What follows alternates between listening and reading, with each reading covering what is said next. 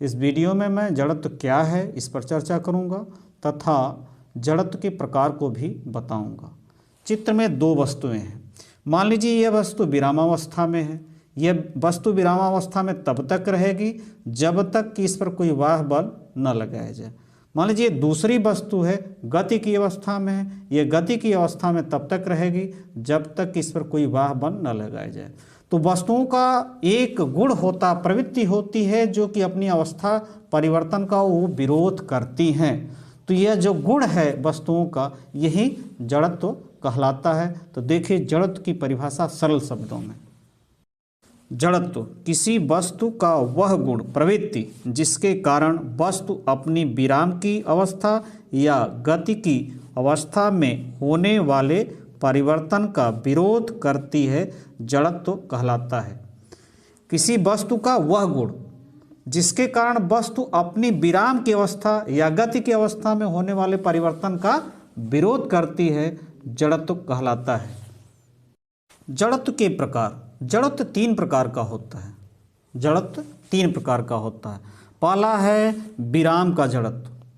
वस्तु का वह गुण, प्रवृत्ति जिसके कारण वस्तु अपनी विराम की अवस्था में होने वाले परिवर्तन का विरोध करती है, विराम का जड़त्व कहलाता है। वस्तु का वह गुण जिसके कारण वस्तु अपनी विराम की अवस्था में होने वाले परिवर्तन का विरोध करती है, विराम का जड़त्व कहलाता है। उदाहरण, बस के अचानक चलने से उसमें बैठा यात्री पीछे की ओर गिर पड़ता है। बस के अचानक चलने से उसमें बैठा यात्री पीछे की ओर गिर पड़ता है। यदि बस एकाएक चले तो उसमें बैठा यात्री पीछे की ओर गिर पड़ता है, क्योंकि जो ही बस चलती है तो यात्री का नीचे का भाग गति की अवस्था में हो जाता है और ऊपर का भाग विरामावस्था में रहता है, और बस चलने लगती है तो जो विरामावस्था में है वो विरामावस्था में ही रहना चाहेगा। इस कारण व्यक्ति क्या होता है, पीछे की तरफ गिर पड़ता है।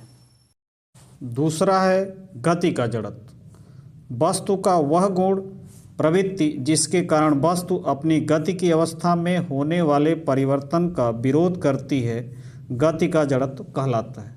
वस्तु का वह गुण जिसके कारण वस्तु अपनी गति की अवस्था में होने वाले परिवर्तन का विरोध करती है, गति का जड़त्व कहलाता है। उदाहरण, चलती बस के अचानक रुकने से उसमें बैठा यात्री आगे की ओर गिर पड़ता है। जब चलती हुई बस अचानक रुकती है तो जो हिस्सा बस के साथ व्यक्ति का रहता है वो तो रुक जाता है, जबकि ऊपर का हिस्सा जो होता है वह गतिमान अवस्था में ही रहना चाहता है, क्योंकि उसकी प्रवृत्ति है। इस कारण व्यक्ति क्या होता है, आगे की तरफ गिर पड़ता है। तीसरा है दिशा का जड़त्व। वस्तु का वह गुण, प्रवृत्ति जिसके कारण वस्तु अपनी दिशा में होने वाले परिवर्तन का विरोध करती है, दिशा का जड़त्व कहलाता है। वस्तु का वह गुण, प्रवृत्ति जिसके कारण वस्तु अपनी दिशा में होने वाले परिवर्तन का विरोध करती है, दिशा का जड़त्व कहलाता है। उदाहरण, अचानक चलती बस की दिशा परिवर्तन करने से उसमें बैठा यात्री विपरीत दिशा में गिर पड़ता है। जैसे मान लीजिए चलती हुई बस अचानक अपनी दिशा बदलती है तो उसमें बैठा आदमी ठीक उसके विपरीत दिशा में गिर पड़ता है। कारण है कि वो जिस दिशा में चल रहा है उसका ऊपरी हिस्सा उसी दिशा में चलना चाहेगा, जबकि नीचे का हिस्सा बस के दिशा में बदल जाता है।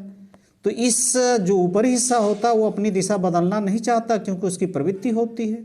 तो इस कारण व्यक्ति क्या करता है, विपरीत दिशा में गिर पड़ता है। यदि वीडियो अच्छा लगे तो लाइक शेयर कीजिए। यदि चैनल सब्सक्राइब नहीं किए हैं तो कर दीजिए। नमस्कार।